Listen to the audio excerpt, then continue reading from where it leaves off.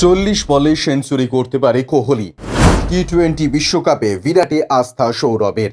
টি-20 বিশ্বকাপে রোহিত শর্মা আর বিরাট কোহলি ওপেন করুন। ভারতের প্রাক্তন অধিনায়ক সৌরভ গঙ্গোপাধ্যায় এমনটাই চান।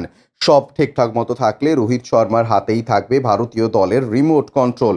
বিরাট কোহলির দলে জায়গা পাওয়া প্রায় নিশ্চিত। এমন পরিস্থিতিতে সংবাদ সংস্থা পিটিআইকে দেওয়া সাক্ষাৎকারে সৌরভ বলেন, রোহিত শর্মা এবং বিরাট কোহলির ওয়েস্ট ইন্ডিজ ও মার্কিন যুক্তরাষ্ট্রে যাওয়া উচিত। কারা ওপেন করবে এটা নির্বাচকদের সিদ্ধান্ত, কিন্তু ব্যক্তিগতভাবে আমাকে জিজ্ঞাসা করা হলে বলবো টি-20 বিশ্বকাপে রোহিত ও বিরাটই ওপেন করুক। দিন কয়েক আগে সর্বভারতীয় একটি সংবাদ মাধ্যমের খবর অনুযায়ী বিশ্বকাপে কোহলিকে রোহিতের সঙ্গে ওপেন করার কথা বলেছে নির্বাচকেরা। রোহিত অবশ্য এই হেন খবরের সত্যতা স্বীকার করেননি। তিনি জানিয়েছেন, এখনও এই বিষয়ে কোনো সিদ্ধান্ত হয়নি। বিশ্বকাপের দল ঘোষণা হয়ে যাবে কয়েক দিনের মধ্যেই।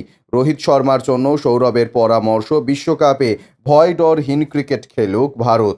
মহারাজ বলেছেন, টি-20 বিশ্বকাপে তরুণ ক্রিকেটারদের দলে নিতে হবে এমন কোনো নিয়ম নেই।